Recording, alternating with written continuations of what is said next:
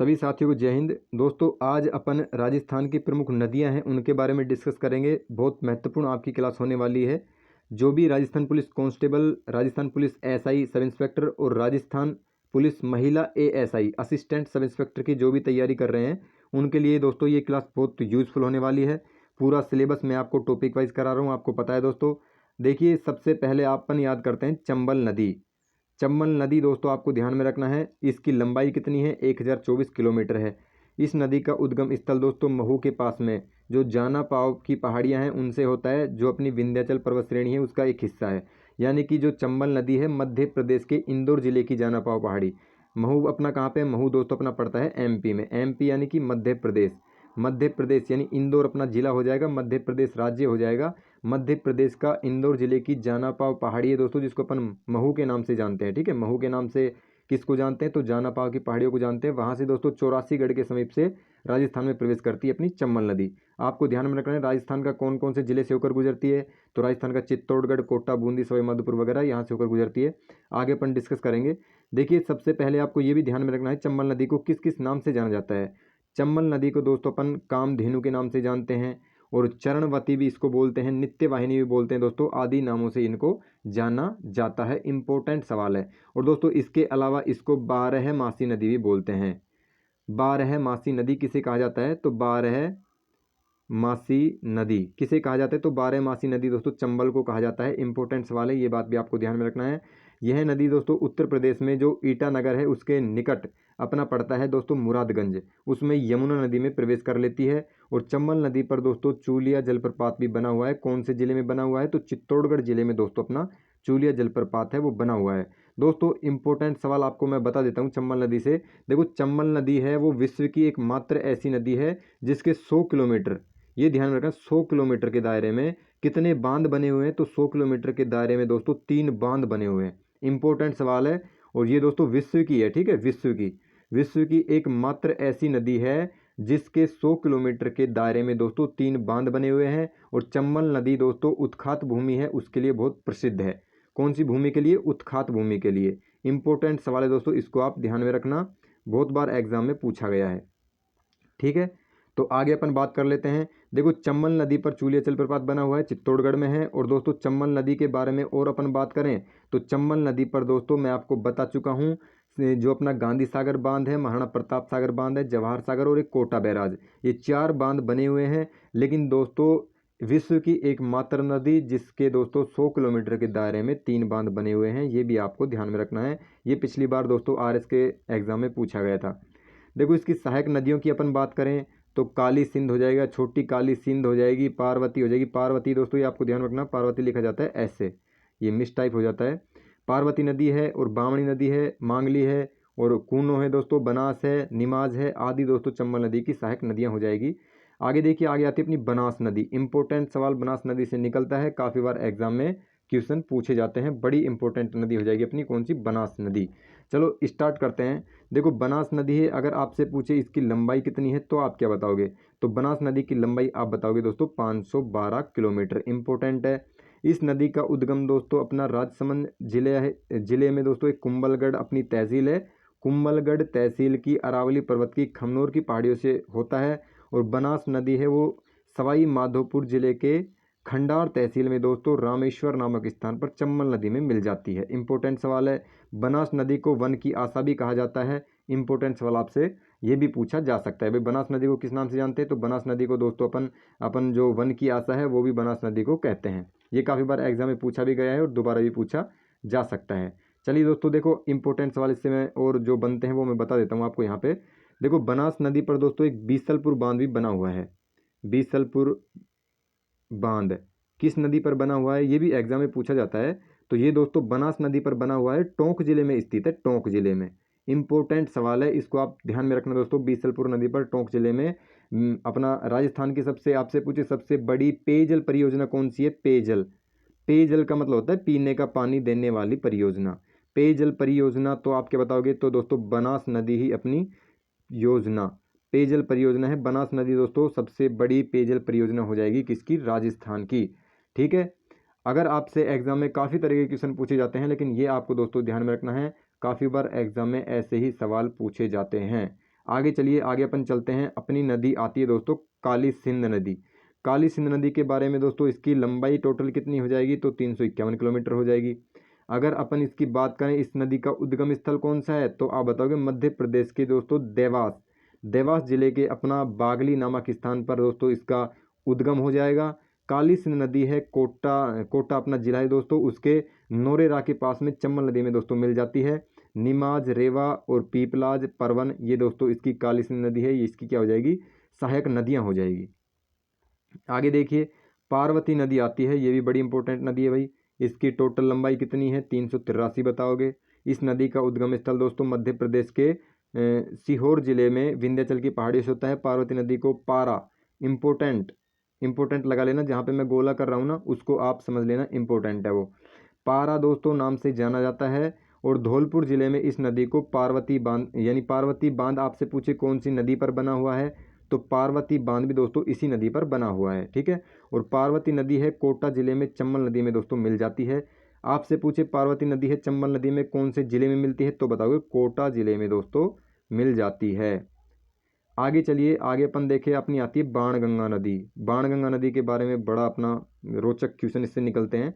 देखो इस नदी की टोटल लंबाई कितनी है, तो बताओगे 380 किलोमीटर। बाणगंगा नदी का उद्गम स्थल कौन सा है, तो जयपुर जिले की बैराठ, बैराठ क्या है, पहाड़ियाँ, बैराठ की पहाड़ियाँ। और अपनी दोस्तों बैराठ एक सभ्यता भी है, बैराठ सभ्यता, ठीक है, बैराठ सभ्यता भी आपको ध्यान में रखनी है। बैराठ सभ्यता कौन सी नदी के किनारे है, ये क्वेश्चन एग्जाम में पूछा जाता है, तो आप बताओगे बाणगंगा नदी के किनारे स्थित है। इस नदी को दोस्तों अर्जुन की गंगा कहते हैं और इसको ताला नदी के नाम से भी जानते हैं। बाणगंगा नदी है आगरा के फतेहाबाद में दोस्तों यमुना नदी में मिल जाती है। इंपॉर्टेंट सवाल है, आपको ध्यान में रखना है।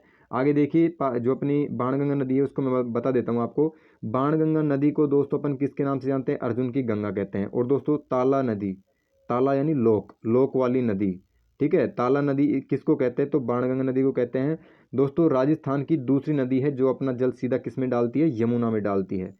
यमुना में अपना सीधा जल डालने वाली कौन से नंबर की नदी है, तो दूसरे नंबर की दोस्तों नदी हो जाएगी। और जयपुर जिले की दोस्तों बैराठ की पहाड़ियाँ वहाँ से निकलती है और भरतपुर जिले तक बहती है। और आगरा के निकट में दोस्तों, ये आपसे पूछा जाए कि ये फतेहाबाद कहाँ पे, तो आप बताओगे फतेहाबाद अपना पड़ता है आगरा में।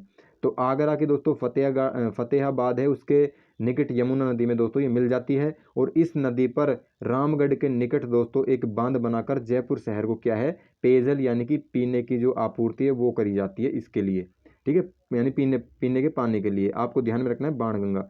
आगे देखिए, माही नदी, बड़ी इंपॉर्टेंट नदी दोस्तों, इससे काफ़ी बार एग्जाम में क्वेश्चन बनते हैं।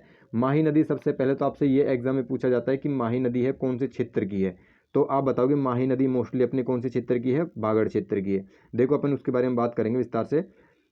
माही नदी है, इसकी टोटल लंबाई कितनी है, 583 किलोमीटर, ठीक है। माही नदी का उद्गम स्थल मध्य प्रदेश में अपना थार जिला है, उसके दोस्तों एक सरदारपुर के निकट में मेहद झील है, उससे होता है, ठीक है।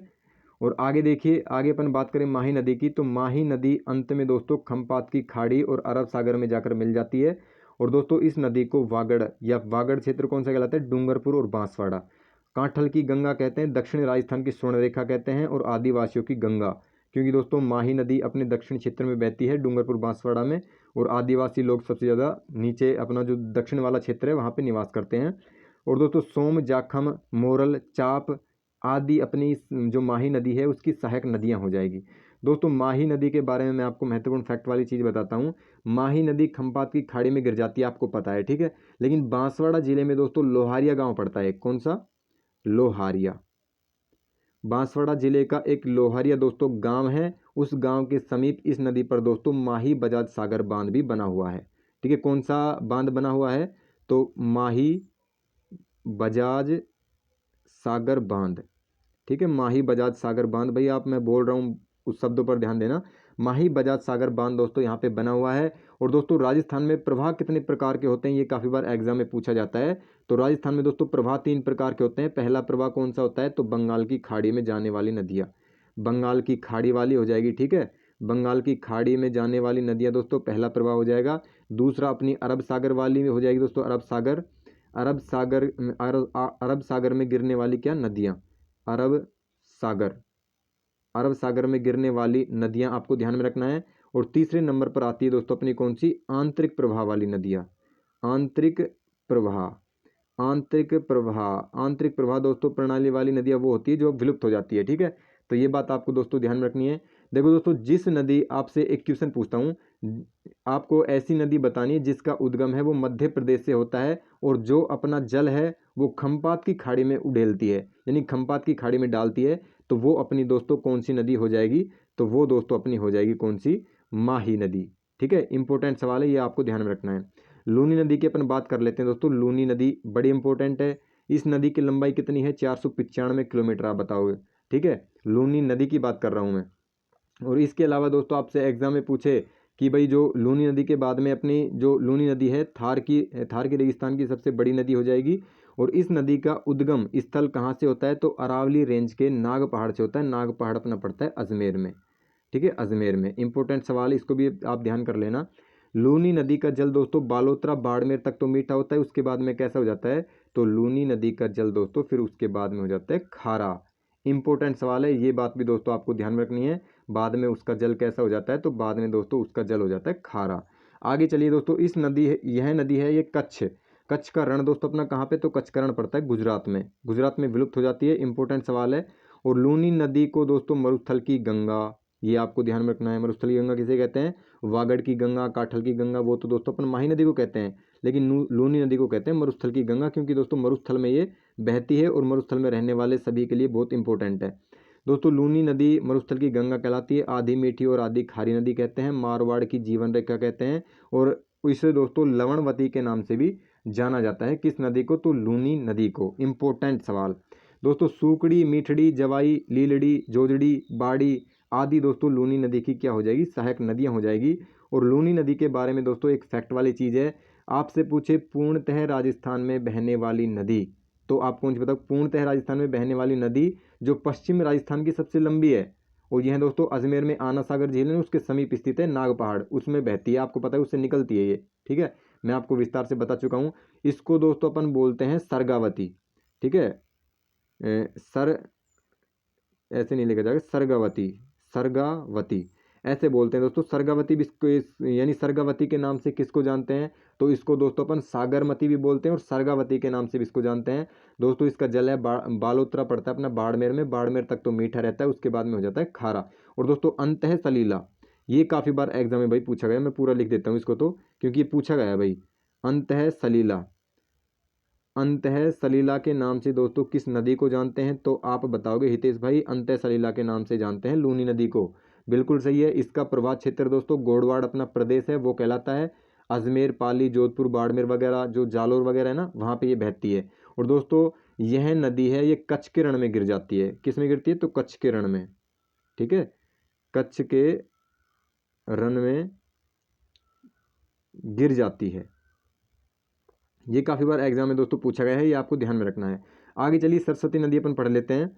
सरस्वती नदी के बारे में इंपॉर्टेंट बात है, इसकी लंबाई 371 किलोमीटर है। और उद्भव कहाँ से होता है? तो अरावली पहाड़ी में डेबर झील से होता है दोस्तों। और साबरमती नदी अंत में दोस्तों अरब सागर में खम्पात की खाड़ी में गिरती है या मिलती है। ठीक है, आगे चलते हैं अपन। पश्चिम बनास का नंबर आता है दोस्तों।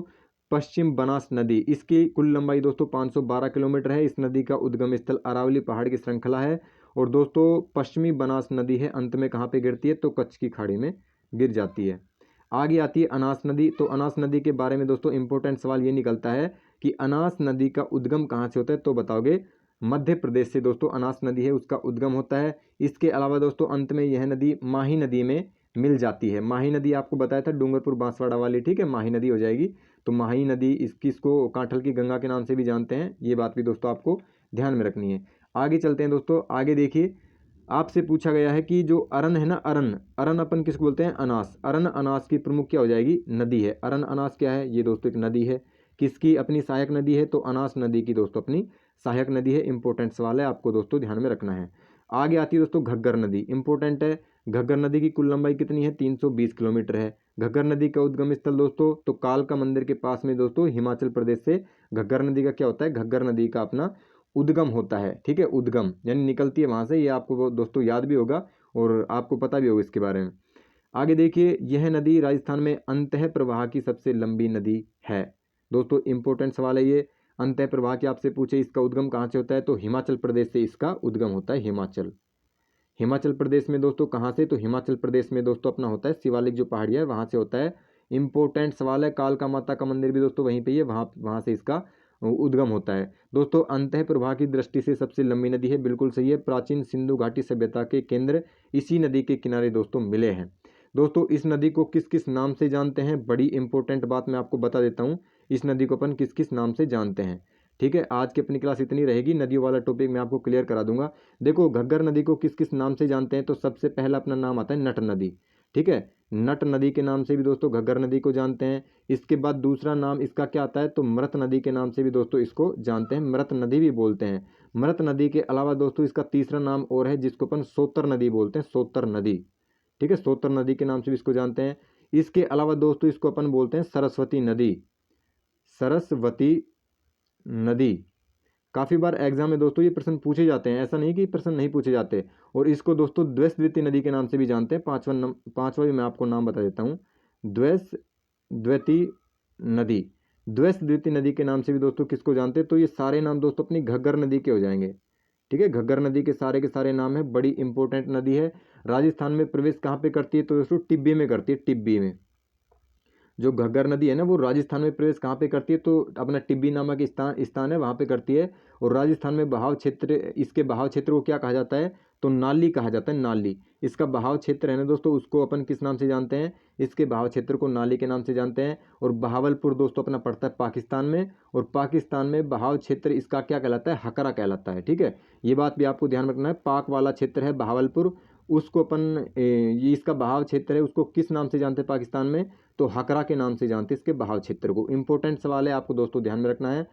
आज के लिए दोस्तों इतना ही क्वेश्चन है। एक अंतिम दोस्तों इसका जो अंतिम जो अपना अंतिम वो है ना स्थान, वो कौन सा है, आपसे एग्जाम में काफ़ी बार पूछा जाए तो आप बताओगे फोर्ट अब्बास। फोर्ट अब्बास इसका क्या हो जाएगा, अंतिम स्थान हो जाएगा, यानी अंतिम स्थान फोर्ट अब्बास हो जाएगा। तो आज के लिए दोस्तों इंपॉर्टेंट सवाल मैंने आपको करा दिए हैं। आज की क्लास आपको कैसे लगी, आप कमेंट बॉक्स में कमेंट करके हमें ज़रूर बताइएगा। ठीक है दोस्तों, आज के लिए इतना ही है। आपको बहुत बहुत धन्यवाद।